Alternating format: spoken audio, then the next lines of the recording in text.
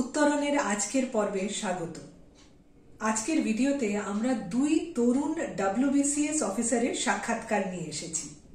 আজকের সেশনটি সম্পূর্ণভাবে WBCS ইন্টারভিউয়ের উপরে ফোকাস করে, অর্থাৎ তারা কিভাবে প্রস্তুতি নিয়েছিলেন, তারা কি ধরনের প্রশ্নের সম্মুখীন হয়েছিলেন এবং আপনাদের জন্য তাদের কি টিপস আছে।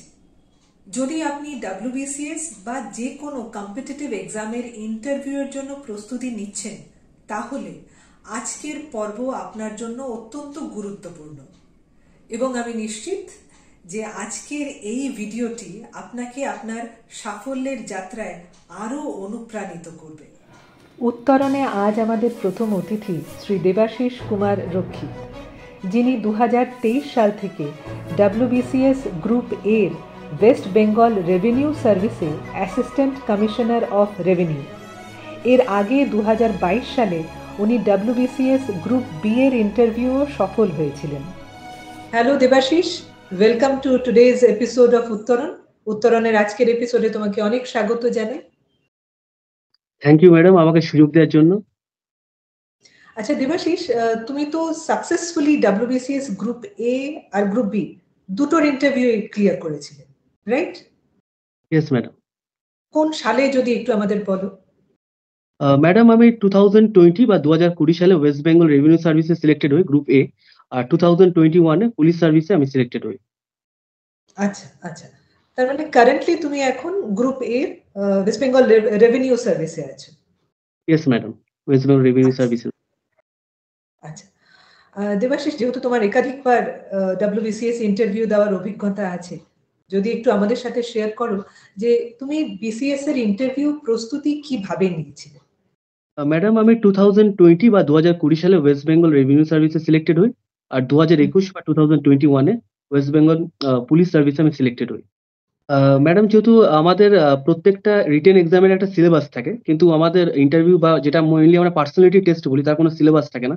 তো আমার যেটা মনে হয়েছিল আমার এক্সাম দেওয়ার এক্সপিরিয়েন্স থেকে, যে ফার্স্ট হচ্ছে আমি যদি আমার নিজের সম্বন্ধে 3 পাতা লিখি, নিজের সম্বন্ধে যে নাম হতে পারে, জেলা হতে পারে, স্কুলিং হতে পারে, এভরিথিং, প্রত্যেকটা কিওয়ার্ড আমার নামের মিনিং থেকে, আমার নামের কোনো বিখ্যাত ব্যক্তি থেকে আরম্ভ করে, আমার জেলার ডেমোগ্রাফি থেকে আরম্ভ করে, আমার ব্লকের ডেমোগ্রাফি, পাবলিক রিপ্রেজেন্টেটিভ, ইভেন কোনো এক্সিকিউটিভ যদি থাকেন আমাদের ব্লক, বা যদি মিউনিসিপ্যালিটি থেকে ওই মিউনিসিপ্যালিটি এবং মিউনিসিপ্যাল কমিশনের ডিফারেন্স, কি কি সার্ভিস প্রোভাইড করেন, এবং আমাদের যদি যে জেলা আছে তার যদি কোনো ইতিহাস থাকে, কোনো ভৌগোলিক গুরুত্ব থাকে, বা পলিটিক্যাল সিগনিফিকেন্স যদি বর্ডার এরিয়ার হয়, এবং যদি কোনো অ্যাডভান্টেজ ডিসঅ্যাডভান্টেজ আমার ব্লক বা আমার ডিস্ট্রিক্টের, বেসিক্যালি এবং ডেমোগ্রাফি দেখতে লিটারেসি রেট থেকে আরম্ভ করে সেক্স রেশিও, এভরিথিং আমাকে কভার করতে হবে।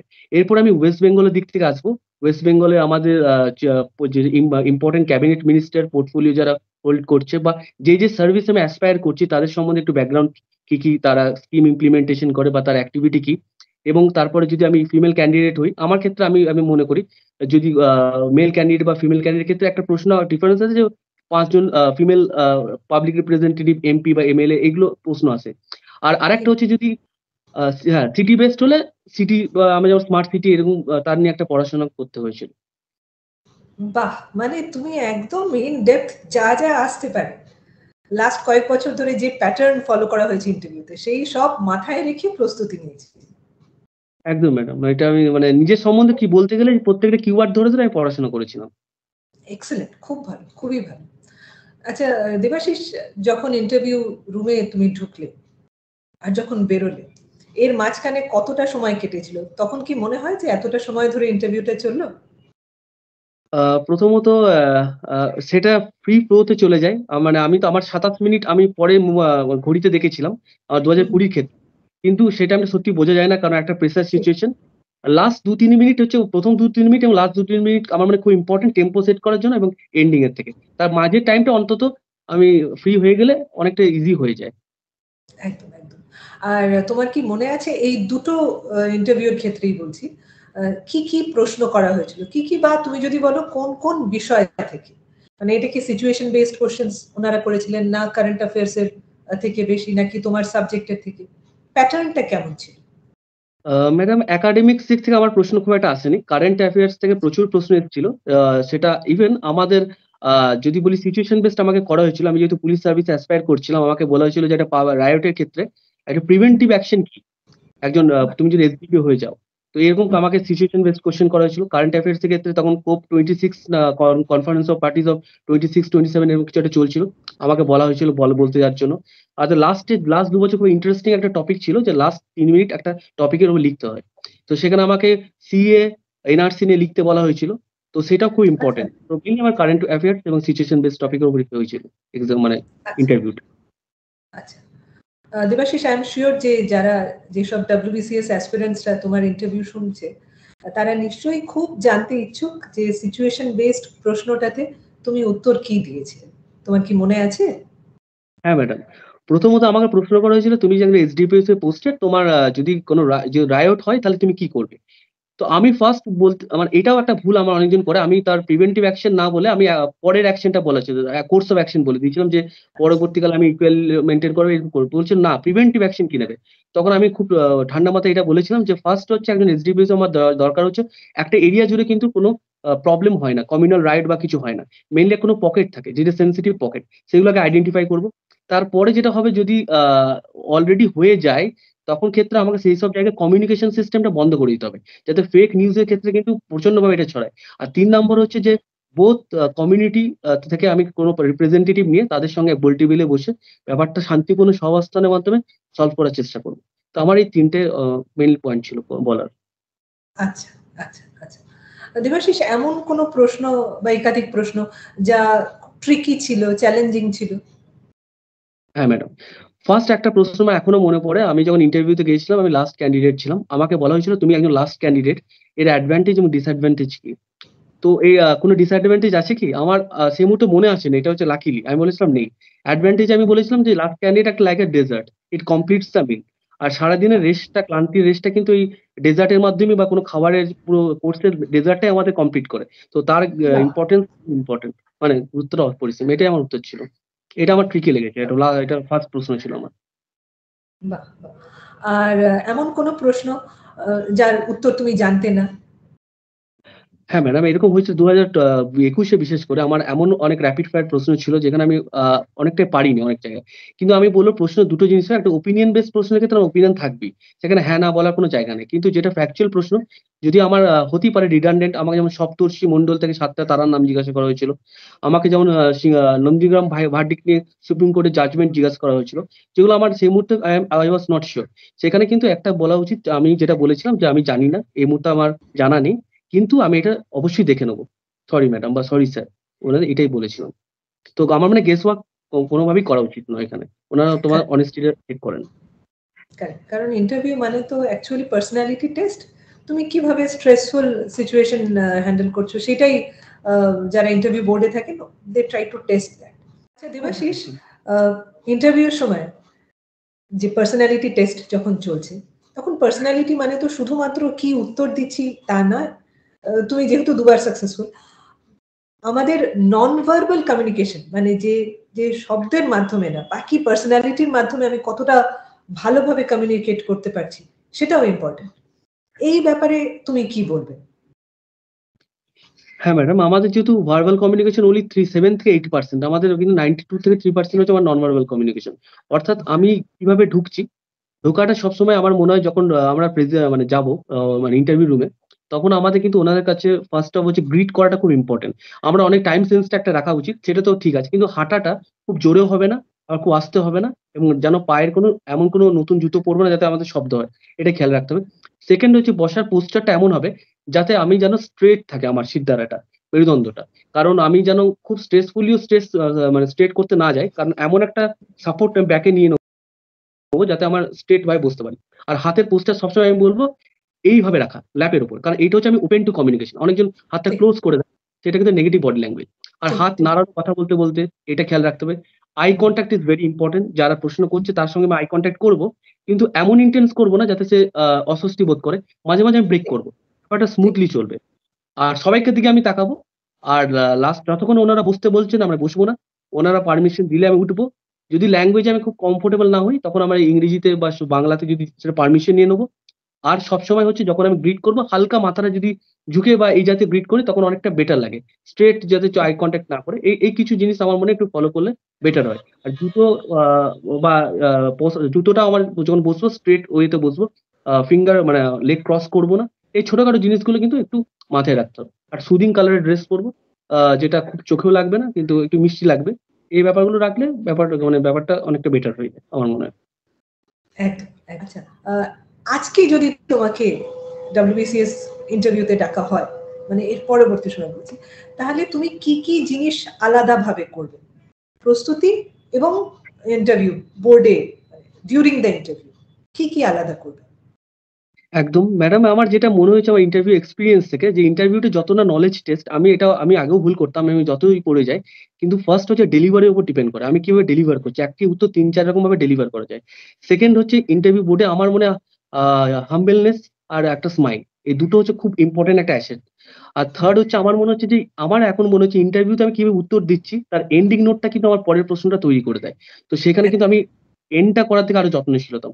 আর চার least but not the last, আমার যেটা মনে হয় last but not the least, যেটা আমার মনে হয় যে ইন্টারভিউর ক্ষেত্রে আমি আরো বেশি পোলাইট হওয়ার চেষ্টা করতাম এবং কমিউনিকেশনটা আরো বেশি প্রাঞ্জল করার চেষ্টা করতাম। আর আমার যেটা ইমপ্রুভ করার ফলে আমার মার্কস কিন্তু যতবার দিয়েছি বেড়েছে। এই কয়েকটা চেঞ্জ আমি আরো আনার চেষ্টা করতাম। বাহ, খুব ভালো, খুব ভালো। দেবাশিস, আই এম শিওর যে যারা এখন আমাদের রাজ্যের ডব্লিউবিসিএস অ্যাসপিরেন্টসরা আছে, শেষ মুহূর্তের প্রস্তুতি যাদের চলছে, আগামী কয়েকদিনের মধ্যেই যাদের ইন্টারভিউ, তাদেরকে যদি তুমি কিছু বার্তা দিতে চাও এই মুহূর্তে, কি বলবে? টপ 3 or 4 টিপস তোমার দিক থেকে। ফার্স্ট বলবো যে নিজেকে সবার আগে জেনে যাও। এটা খুব ইম্পর্টেন্ট। নিজের সম্বন্ধে যা প্রশ্ন নিজে তৈরি করো। অনেক মক ইন্টারভিউ অনেক কিছু হতে পারে, কিন্তু আলটিমেটলি কিন্তু তোমাকে ডেলিভার করতে হবে। তো তোমার প্রশ্নটা তোমাকে তৈরি করতে হবে। সেকেন্ড, আমি বলবো আয়নার সামনে একটু প্র্যাকটিস করো, কনফিডেন্স কতটা রাখতে পারছো। আর আমি একটা জিনিস পছন্দ করি, ওনারা যদি রেসপেক্ট দেওয়াটাকে খুব পছন্দ করেন, আমার ইন্টারভিউ দেওয়ার মনে হয়েছে, যে কারণ ওনারা অনারেবল বোর্ড, তো অনেক সময় এটা খুব ফলো করে না, যাওয়ার সময় কিন্তু উঠে চলে যায়। আমি একটা অ্যাডিশন করেছিলাম, আমি বলতাম সব সময়, it was a nice experience meeting with all of you, have a great day. এই ছোটখাটো উইশ বা ছোটখাটো ভালো কথা কিন্তু মুডটা চেঞ্জ করতে পারে। আর ৩ নম্বর, আমার যেটা মনে হয় যে ইন্টারভিউ বোর্ডে যাচ্ছ, টেনশন আসবে, সবই ঠিক আছে, কিন্তু আমি আমার নার্ভ কন্ট্রোল করাটার জন্য একটু চেষ্টা করতে হবে। কারণ আর আমি বলার আগে ভাববো, বলার পর ভাববো না, কারণ তোমার প্রশ্ন উত্তর কিন্তু একটা ইন্টারভিউকে চেঞ্জ করে দিতে পারে। আর লাস্ট ল্যাপে চলে এসছো, এটাই তোমার স্বপ্নের লাস্ট ২৫-৩০ মিনিট, একদম নিজের বেস্টে দাও। স্বপ্ন এবং বাস্তব খুব কাছাকাছি চলে আসবে। বাহ বাহ, দেবাশিস খুব সুন্দর বললে যে নিজের বেস্টটা দিলে অবশ্যই স্বপ্ন এবং বাস্তব খুব কাছাকাছি চলে আসবে। মানে আই এম রিয়েলি হ্যাপি তুমি এত গুছিয়ে আজকে এই শর্ট ইন্টারভিউর মাধ্যমে ডব্লিউবিসিএস অ্যাসপিরেন্টসদের জন্য যে মণিমুক্তগুলো দিয়ে যাচ্ছ, it will definitely help them in the last lap. Devashish, thank you so much again and all the best for your future. Thank you, madam. উত্তরণে আমাদের আজকের দ্বিতীয় অতিথি শ্রীমতী প্রিয়াঙ্কা সাধু খান। প্রিয়াঙ্কা 2018 সালে এমএসসি ইন ম্যাথামেটিক্স কমপ্লিট করেন এবং তারপর 2019 সাল থেকে ডব্লিউবিসিএস পরীক্ষার প্রস্তুতি নেন। 2020 সালে উনি দ্বিতীয় অ্যাটেম্পটে ডব্লিউবিসিএস গ্রুপ এ ক্লিয়ার করেন। এটা ওনার প্রথম চাকরি। হাই প্রিয়াঙ্কা, উত্তরণে তোমাকে অনেক স্বাগত জানাই। Thank you madam. আচ্ছা প্রিয়াঙ্কা, তুমি 2023 এর WBCS executive, right? Yes madam. আর তোমার ইন্টারভিউ কবে হয়েছিল? আমার ইন্টারভিউ হয়েছিল 2022 সালের ডিসেম্বর মাসে। 2022 এর ডিসেম্বর, মানে একদম নতুন। 1 ডিসেম্বর মোস্ট প্রবাবলি, এটা 1 ডিসেম্বর ছিল। আচ্ছা আচ্ছা। তো প্রিয়াঙ্কা, একটু আমাদের শ্রোতাদেরকে বলো যে তুমি ডব্লিউবিসিএস এর ইন্টারভিউ এর প্রিপারেশন কিভাবে নিয়েছিলে? ম্যাডাম, ডব্লিউবিসিএস এর ইন্টারভিউ কিভাবে স্টার্ট করেছিলাম সেটা বলার আগে আমি একটু বলতে চাই যে আমি ডব্লিউবিসিএস এ কিভাবে এলাম, মানে ডব্লিউবিসিএস থেকে কিভাবে সিলেক্ট করলাম। আমার দাদা, আমি নামটা মেনশন করছি, অরিজিৎ সাধুকা। আমি যখন একদম গ্র্যাজুয়েশন কমপ্লিট করে এমএসসির জন্য অ্যাডমিশন নিলাম, তখন ও ডব্লিউবিসিএস ক্লিয়ার করলো, ও সি গ্রুপে ক্লিয়ার করেছে, এসিটিও এখন। আর ওকে দেখি আমার ইন্সপিরেশন, মানে ওই আমার ইন্সপিরেশন বলতে পারেন। ও আমাকে সমস্ত কিছু দিয়ে হেল্প করেছে, বুকস, নোটস, গাইডেন্স, যা কিছু পেয়েছি ওর থেকেই পেয়েছি। বাহ আর বাহ। যখন দেখলাম যে আমার মেন্স কোয়ালিফাই হয়ে গেল, তখন ওই আমাকে বললো যে একটা ইনস্টিটিউশনে ভর্তি হয়ে মক ইন্টারভিউ দে, তাহলে একটা প্র্যাকটিস হয়ে যাবে। যেহেতু তার আগে সেরকম ভাবে আমার কোনো ইন্টারভিউ দেওয়ার কোনো এক্সপিরিয়েন্স ছিল না। আচ্ছা তার জাস্ট কয়েকদিন আগে তখনও মানে ঠিক ছিল না, আইসিডিএস এর ইন্টারভিউটা আমি লাস্ট দিয়েছিলাম। আচ্ছা আচ্ছা। তারপর ওটা থেকে ইনস্টিটিউশনে ভর্তি হলাম। আর তার আগে বাড়িতে একটু ওই ডিস্ট্রিক্ট সম্পর্কে জানা, তারপর নিজের সাবজেক্ট, আর যেহেতু আমি প্রিপারেশনের মধ্যে ছিলাম তো কারেন্ট অ্যাফেয়ার্স, জেনারেল নলেজ এগুলো তো পড়াশোনা চলতোই, ওটা নিয়ে শুরু করেছিলাম। বাহ বাহ, মানে প্রিয়াঙ্কা তুমি খুব ফরচুনেট যে বাড়িতেই একজনকে পেয়ে গেছিলে যে তোমাকে মোটিভেট এবং গাইড করেছে। খুব ভালো। তো তোমার ইন্টারভিউটা কতক্ষণের চলেছিল? হ্যাঁ, আমার ইন্টারভিউ মোটামুটি 20 মিনিটের মতো চলেছিল।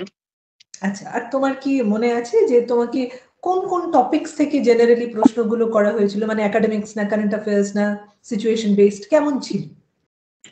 আমাকে ভ্যারিয়াস টপিক থেকে কোশ্চেন করা হয়েছিল, হিস্ট্রি, জিওগ্রাফি, মানে আমার যেহেতু আইসিডিএস ইন্টারভিউ কিছুদিন আগেই হয়েছিল তো আইসিডিএস থেকেও কোশ্চেন করা হয়েছিল। এছাড়া GK, current affair, recent appointment যেগুলো হয়েছিল ওটা থেকে কোশ্চেন করা হয়েছিল। এছাড়াও সিচুয়েশন বেসড কিছু কোশ্চেন করা হয়েছিল। আচ্ছা আচ্ছা, মানে সিচুয়েশন বেসড কি করা হয়েছিল যদি তোমার মনে থাকে একটু যদি শেয়ার করো আমাদের সাথে। আমাকে কোশ্চেন করা হয়েছিল, মানে বলেছিলেন যে যদি তুমি ধরে নাও তুমি একটা কোনো ব্লকের ভিডিও, সেখানে ব্লকে তুমি খবর পেলে যে কোথাও একটা আগুন লেগে গেছে, তখন তুমি কি কি স্টেপ নেবে। আচ্ছা, এটাই ছিল কোশ্চেন।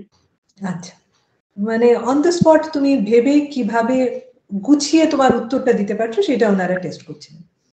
হ্যাঁ, ওটাই। যখন তুমি ইন্টারভিউ রুমে ঢুকছো তখন কনফিডেন্স লেভেল কেমন ছিল? নার্ভাস ছিলে? নার্ভাস ছিলাম বলতে একটা তো নার্ভাসনেস কাজ করে, কিন্তু আমার সেই দিনে ফার্স্ট ইন্টারভিউ ছিল, মানে ফার্স্ট ক্যান্ডিডেট আমি ছিলাম।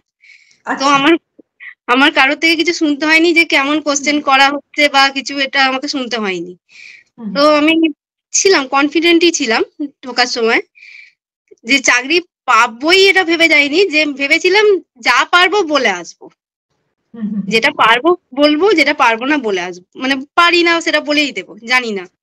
ঠিক ঠিক, মানে এটা অনেকের মনেই প্রশ্ন থাকে যে এমন যদি প্রশ্ন আসে যার উত্তর আমি জানি না তাহলে কতটা গেস করব নাকি বলে দেব। তো তোমার স্ট্র্যাটেজি কি ছিল? কি যে অজানা প্রশ্নগুলোর উত্তর কিভাবে দিয়েছিলে? মানে আমি যদি হ্যাঁ, আমি এটা ঠিক করেই রেখেছিলাম যে মানে এটা আমাকে বলাও হয়েছিল যে এটা ইন্টারভিউ না, এটা পার্সোনালিটি টেস্ট। সব কোশ্চেনের অ্যান্সার যে তুমি জানবে এটা ওরাও এক্সপেক্ট করবে না, আর তোমার পক্ষে জানা সম্ভব না। তো তুমি যেটা জানো বলে দাও, যে মানে যতটুকু জানো ততটুকু বলো। আর যদি দেখো যে তোমাকে গেস করতে হচ্ছে বা তুমি শিওর না অতটা, তো বলে দাও আমি জানতাম কিন্তু এই মোমেন্টে আমার মনে নেই, যদি তোমার এরকম হয়। বাট এরকম কোশ্চেনও আসতে পারে তুমি কিছুই জানো না, তো সেটা ডিরেক্টলি বলে দাও যে আমি জানি না। ঠিক ঠিক। আর এমন কোনো প্রশ্ন যেটা তোমার এখনো মনে রয়ে গেছে, কোনো চ্যালেঞ্জিং প্রশ্ন কিংবা এমন প্রশ্ন যেটা তুমি ভাবোইনি এই ধরনের প্রশ্ন করতে পারে? না, সেরকম কিছু কোশ্চেন হয়নি, কিন্তু আমার সাথে একটা কোশ্চেন হয়েছে, মানে যেটা আমার জানা উচিত ছিল কিন্তু আমার সেই মোমেন্টে মনে পড়ছিল না। আমাকে একদম সিম্পল কোশ্চেন করেছিলেন যে আমাদের ইন্ডিয়াতে 5 জন ফিমেল এমপির নাম বলো। জানা উচিত ছিল, কিন্তু সেই মোমেন্টে আমি কিছুই মনে করতে পারছিলাম না যে এমপি কারা ছিলেন, তো আমি পারিনি। তারপর ওনারা আমাকে খুব হেল্প করছিলেন যে তাহলে তুমি বলো হুগলিতে কে এমপি আছে, যেহেতু আমার হুগলিটা হোম ডিস্ট্রিক্ট ছিল, তো আমি সেটাও বলতে পারিনি। তারপর বললো তোমাদের লোকসভা কেন্দ্রের নাম বলো, বললাম শ্রীরামপুর। তো বলছে ওখানে কে এমপি আছে, আমি সেটা পেরেছিলাম, তো আমি সেটাই, ওনারা সেটাই বলেন তাহলে সেটাই বলো, সেটা পর্যন্ত হয়েছিল। আচ্ছা আচ্ছা, ঠিকই, মানে এটা অনেক সময় জানা জিনিসও ইন্টারভিউ বোর্ডে গিয়ে নার্ভাসনেসের জন্য আমরা মনে করতে পারি না। ঠিক, মানে তুমি খুব ঠান্ডা মাথায় সেটা হ্যান্ডেল করেছো, রাইট? চেষ্টা করেছিলাম সেটাই। চেষ্টা করি। আচ্ছা, এখন যারা ইন্টারভিউ দিতে চলেছে, এই 8 তারিখ থেকে WBCS গ্রুপের ইন্টারভিউ শুরু। আর আমাদের দর্শকদের বলে রাখি যে প্রিয়াঙ্কার কিন্তু খুব ভালো র্যাঙ্ক ছিল। প্রিয়াঙ্কা, তোমার র্যাঙ্ক ছিল 20 সম্ভবত। হ্যাঁ ম্যাডাম। তো প্রিয়াঙ্কা, তোমাকে যদি এখন যারা WBCS অ্যাসপিরেন্টস তারা জিজ্ঞাসা করে টপ 3 টিপস, কি দেবে? একটা তো আমি বললামই যে যেটা জানো না তো না বলে দাও ডিরেক্ট। দ্বিতীয় টিপস বলতে আমি বলবো ভয় পেও না, কিছু হবে না, ওখানে সবাই মানুষজনই বসে আছে, তো একদম কনফিডেন্টের সাথে যাও, ভয় পাওয়ার কিছু নেই। আর একটা জিনিস বলবো যে ল্যাঙ্গুয়েজ কোনো ইস্যু না, তুমি বাংলায় বলছো বা ইংলিশে বলছো এটা কোনো ফ্যাক্ট কিছু, এর উপর কোনো ইম্প্যাক্ট পড়বে না ইন্টারভিউ এর উপর। কারণ আমি স্টার্ট করেছিলাম ইংলিশে, বাট পরে আমি ওটা বাংলায় চলে গিয়েছিলাম, ওনারাও বাংলায় কোশ্চেন করছিলেন। ঠিক ঠিক। প্রিয়াঙ্কা, তোমাকে শেষ প্রশ্ন করব, যেটা অনেক ক্যান্ডিডেটকেই জিজ্ঞাসা করা হয় ইন্টারভিউতে, যে আমাদের তো ইন্টারভিউয়ে যাওয়ার আগে একটা ফর্ম ফিল আপ করতে হয় যে আমি এই গ্রুপের 6টা সার্ভিসকে কোন র্যাঙ্ক অনুসারে প্রায়োরিটাইজ কিভাবে করছি, চয়েস, সেকেন্ড চয়েস, এইটা কিভাবে তুমি ডিসাইড করেছিলে? আর এই রিলেটেড কোনো প্রশ্ন কি ওনারা করেছিলেন যে তোমার ফার্স্ট চয়েস এক্সিকিউটিভ কেন রেখেছো বা সিমিলার কিছু? ফার্স্ট চয়েস এক্সিকিউটিভটা মানে যেহেতু সার্ভিস হিসাবে ওটা বেটার, তো ওটা সবসময় রাখাই হয় ফার্স্ট চয়েস এক্সিকিউটিভ। এবার যদি কেউ অন্য কোনো চয়েস রাখতেই পারে, কোনো অসুবিধা নেই, কিন্তু তাকে একটা মানে এক্সপেক্ট করেই যেতে হবে যে এরকম কোশ্চেন আসতে পারে, কেন এটা ফার্স্ট চয়েস। এক্সিকিউটিভের থাকলে অতটাও ওনারা কোশ্চেন করেন না, জাস্ট আমাকে জিজ্ঞাসা করেছিলেন WBCS এক্সিকিউটিভ ফার্স্ট চয়েস, তো তুমি জানো কি এটা কোন পোস্টে তুমি চাকরি পাবে? আমি বলেছিলাম BDO, block development officer, just এইটুকু কোশ্চেনই করেছিলেন। আর যদি অন্য কোনো মানে অনেকেই WBRS টাকে আগে রাখে, ঠিক ঠিক, এটা হলে ওনারা কিছু কোশ্চেন করতে পারে, তার অ্যান্সারটা আগে থেকে তৈরি করে যাও, তাহলেই হয়ে যাবে। বাহ বাহ, খুব ভালো। প্রিয়াঙ্কা, অনেক ধন্যবাদ। আজকে এই উত্তরণের যারা জব সিকার্স আছে, স্পেশালি যারা আগামী দিনে WBCS পরীক্ষায় বসতে ইচ্ছুক, শিওর যে তোমার ইন্টারভিউটা দেখে তারা খানিকটা গাইডেন্স পাবে যে লাস্ট মোমেন্টে ইন্টারভিউ যাওয়ার আগে কিভাবে প্রস্তুতি নেওয়া উচিত। Priyanka, thank you so much, আর all the best for your future. Thank you madam. আর আমিও যারা ইন্টারভিউ দিতে যাচ্ছে তাদেরকে অল দ্য বেস্ট বলতে চাই। সবাই খুব ভালোভাবে প্রিপারেশন নিয়েছো, আশা করছি সবার ইন্টারভিউ খুব ভালো হবে। Thank you madam.